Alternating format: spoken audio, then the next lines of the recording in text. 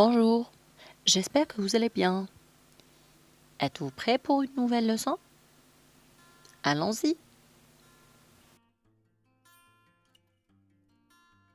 On va aborder la correction de ce devoir surveillé. Allons-y pour la lecture du support. Situé à 73 km de l'ouest de Skikda, Kolo est sans aucun doute la plus charmante petite ville de toute la côte est méditerranéenne. Je pense que cette ville, coincée entre mer et montagne, est nichée dans un écrin de toute beauté, a tout pour séduire ses visiteurs.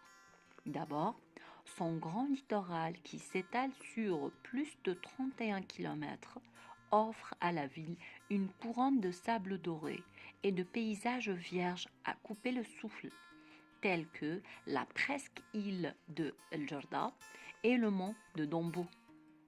Ensuite, sa nature est unique dans son genre. Ses montagnes et ses forêts qui frôlent le littoral, ses rivières et ses cascades lui donnent de magnifiques paysages sans pareil au monde. Enfin, il y a son massif montagneux dominé par les forêts de chênes liège, de pins maritimes et d'autres espèces qui font partie du patrimoine forestier de la région. C'est le lieu idéal pour le campement. En conclusion, Kolo est le meilleur endroit pour s'évader et se ressourcer. Même le visiteur le plus exigeant y trouve son bonheur. Donc la source est le guide touristique d'Algérie. Comme vous le savez, il y a un enchaînement dans les questions. On commence avec les questions de compréhension, après des questions sur les points de langue et on termine avec la production écrite. Alors, première question, de quel endroit parle-t-on dans ce texte? Cette question veut dire quel est le thème. Tout simplement, quel est le thème de ce texte? Et la réponse est, le thème, c'est le sujet dont on parle. On le retrouve dans l'introduction et il se répète dans la conclusion. C'est le sujet, c'est le mot répété, c'est le mot-clé. Automatiquement, si vous avez remarqué, on a Kolo et sans aucun doute, etc. et Kolo. D'accord? Donc, l'endroit dont on parle dans ce texte est Kolo. C'est clair? Passons à la deuxième question. Choisis la bonne réponse. Dans ce texte, l'auteur décrit, raconte ou explique. Sans aucun doute, la réponse est décrit, puisqu'on est en train d'étudier la séquence numéro 1, le patrimoine naturel. On ne fait que décrire les paysages, la nature. Ensuite, la visée du texte, est-ce explicative, argumentative ou narrative? Et bien sûr, la réponse est argumentative, vu le thème du projet numéro 1, inciter à la découverte de mon pays ou convaincre les touristes afin qu'ils viennent découvrir la beauté et les richesses de mon pays. Donc automatiquement, la visée est argumentative. Passons à la troisième question. Complète le tableau suivant en relevant du texte le thème. Donc par rapport au thème, donc c'est le sujet dont on parle, c'est Kolo. La thèse se trouve dans l'introduction, c'est le point de vue, c'est l'opinion, c'est l'avis de l'auteur sur le thème. Donc c'est une phrase verbale bien évidemment et elle se trouve dans l'introduction. Ensemble, on va essayer de la repérer. Alors, situé à 73 km de l'ouest de Skikda, ça c'est quoi? Ça, c'est un participe passé du verbe situé qui est un verbe de localisation. Ça, c'est une localisation avec une direction, d'accord? C'est une idée sur le thème. Kolo est sans aucun doute la plus charmante petite ville de toute la côte est méditerranéenne. Ça aussi, c'est une idée sur le thème. On a utilisé le vocabulaire de description, etc. Je pense que, ça c'est quoi? C'est un verbe d'opinion. Après un verbe d'opinion, après une prise de position, bien évidemment, on va repérer la thèse. Donc, notre thèse est, je pense que cette ville a tout pour séduire ses visiteurs. Pourquoi j'ai sauté les virgules? Parce que ça, c'est une description. Ça, ce sont des expansions de noms qu'on a ajoutées pour donner plus d'informations sur ce lieu, sur cette petite ville. Donc, notre thèse est, je pense que cette ville a tout pour séduire ses visiteurs. Donc voilà, j'ai terminé l'écriture. Passons à la dernière, la conclusion. Donc la conclusion, c'est le dernier paragraphe du texte.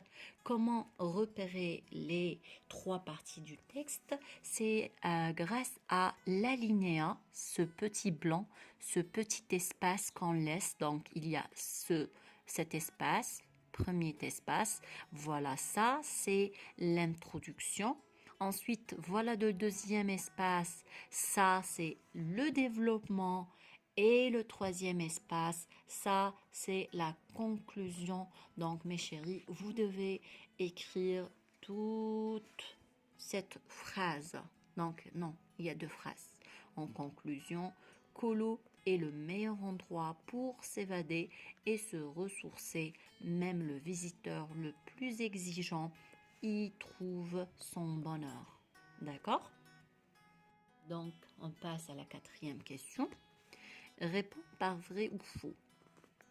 Colo est une petite ville côtière. Donc, bien sûr qu'elle est une ville côtière, vu qu'elle se situe à l'ouest de Skikda, vu qu'elle a un grand littoral de 31 km. Donc, la réponse est vraie. Ensuite, son grand littoral s'étale sur 73. La réponse, il s'étale sur 31. Et donc, ici, la réponse est fausse. Faux.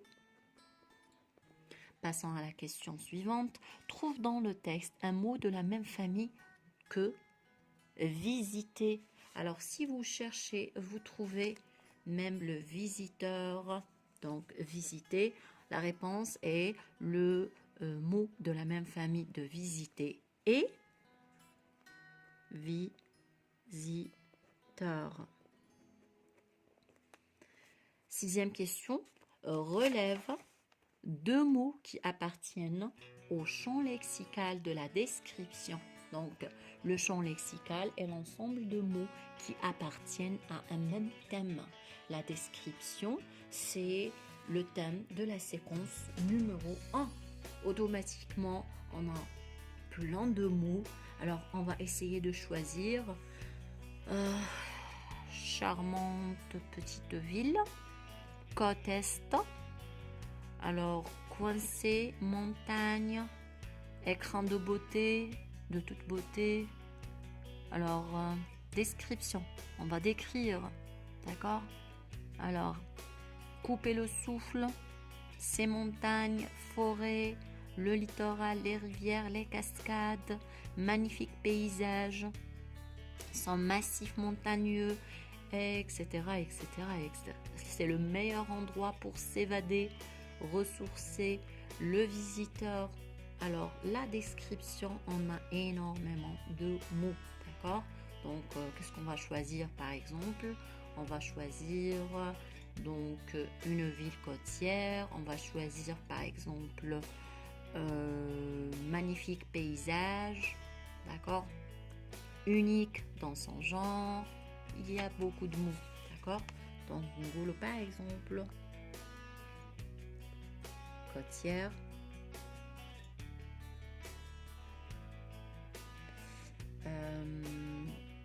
Est-ce qu'il y a patrimoine magnifique par exemple, magnifique paysage, on dit paysage,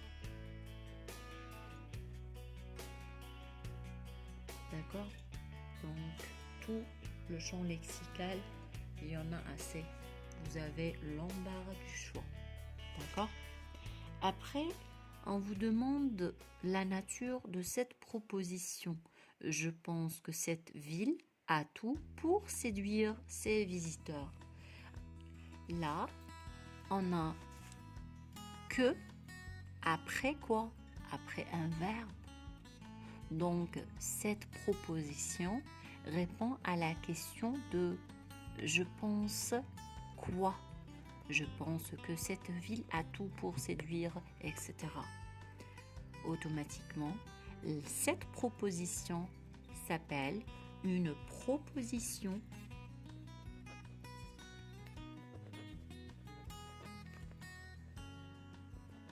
subordonnée.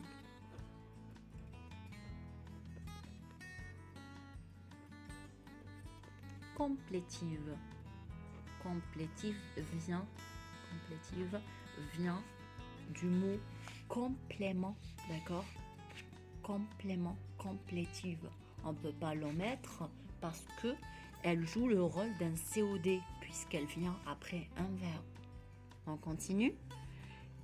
Comment appelle-t-on le verbe qui la précède? Je pense s'appelle un verbe d'opinion. D'accord? Il sert à montrer notre avis, notre opinion. 8. Mets les verbes entre parenthèses au ton et au mode qui convient. Première phrase. Je pense que. Je pense que. C'est un verbe d'opinion à la forme affirmative. Automatiquement, le deuxième verbe, le verbe de la proposition, se conjugue à l'indicatif. D'accord? Donc, la réponse sera je pense que notre ville est la meilleure destination touristique. C'est clair? Deuxième phrase, je souhaite que. Je souhaite, c'est un verbe qui exprime un souhait, qui exprime une incertitude. Ce que je souhaite peut arriver et peut ne pas arriver. Donc, on n'est pas certain. Donc, ici, puisqu'il y a une incertitude, donc, c'est le mode subjonctif. La réponse est je souhaite que vous visitiez. Un petit rappel sur la terminaison du subjonctif.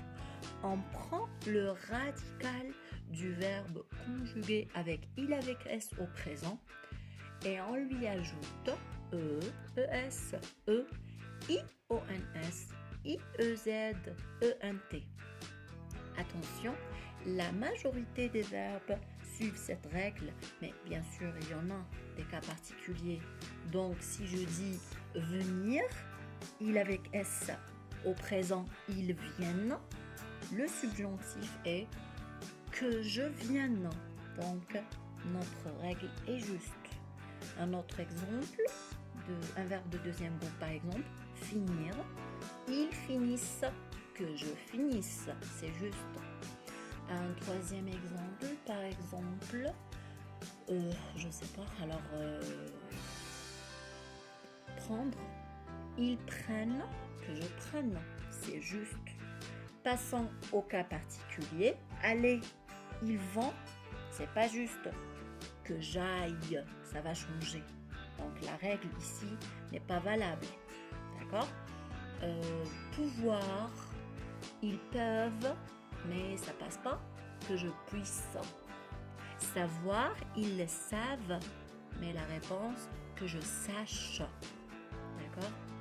Donc, il y a des cas particuliers qu'on doit apprendre par cœur. Par exemple, être, que je sois, avoir, que j'ai, aller, que j'aille, savoir, que je sache, pouvoir, que je puisse, etc. On termine avec la dernière question. Cette ville, nichée dans un écran de toute beauté, est merveilleuse, accueillante et active.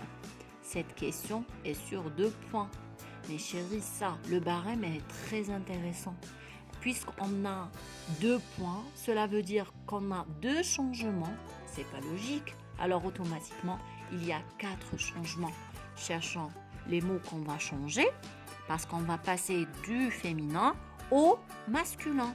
Alors nicher, on va omettre le E dans un... C'est pas intéressant. Et merveilleuse, alors ça va changer. Accueillante, ça va changer. Active, donc 1, 2, 3 et 4. Et c'est juste. Donc la réponse sera ce village. Niché, on va omettre le E. Dans un écrin de toute beauté, ça ne nous intéresse pas. Et merveilleuse devient merveilleux.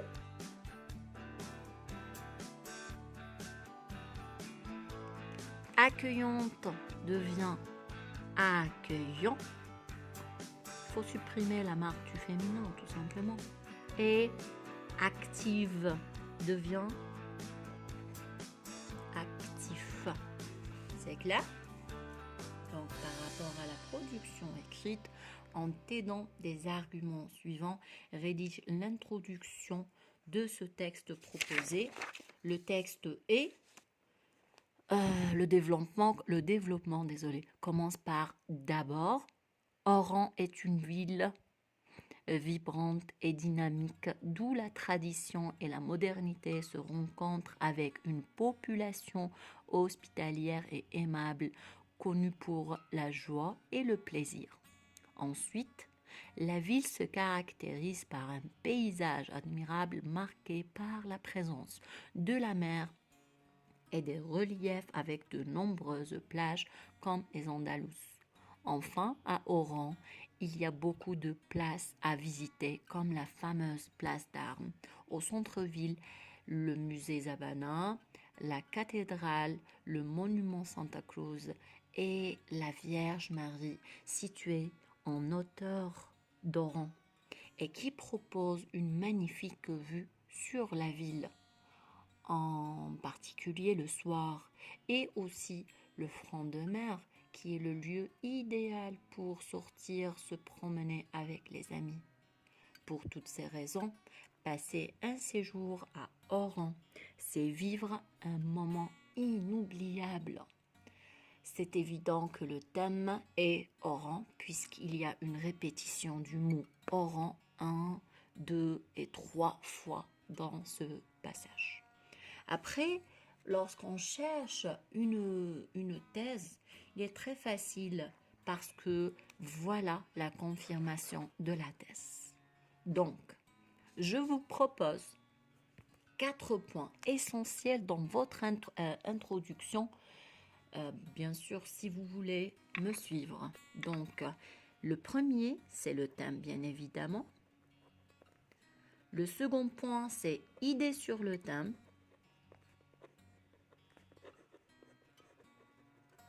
Après, la prise de position.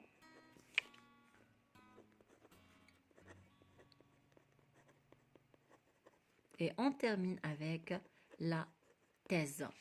D'accord? Attends, je vais régler. D'accord? Alors, pourquoi j'opte pour ça? Parce que tout simplement, c'est plus facile. C'est plus organisé, quoi. Alors, qu'est-ce que je vais dire? Je vais dire le nom de la ville, sa localisation avec quelques expansions, adjectifs et compléments.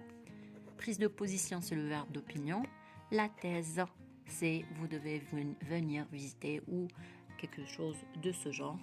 Et qu'est-ce qu'on aura comme modèle, si je peux me permettre de dire ainsi? Oran est une belle ville côtière, verbe de localisation, qui se situe, ou là qui se trouve, au nord. Ah non, normalement c'est minuscule. Ouest de l'Algérie.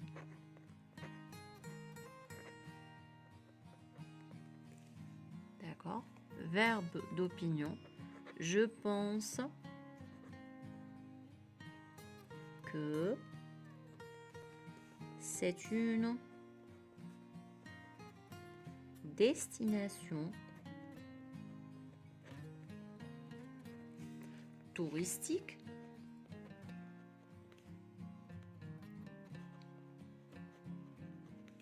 à ne pas rater.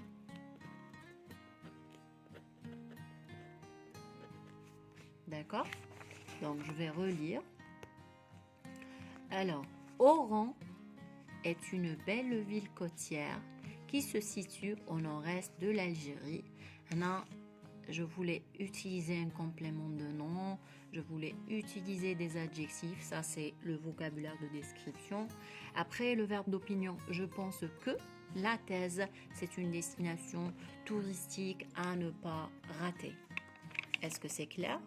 Donc, je peux dire aussi, Oran se situe au nord-ouest de l'Algérie. Je pense que cette ville côtière mérite d'être visitée. Je pense que cette ville côtière peut attirer des touristes ou des visiteurs du monde entier. Donc, vous avez l'embarras du choix. Voilà, on arrive à la fin de cette vidéo. Merci pour votre écoute et j'espère que vous avez appris quelque chose. Si vous êtes toujours là, cela veut dire que vous avez apprécié mon contenu. N'hésitez pas à vous abonner afin de recevoir plus de vidéos. Merci d'avance.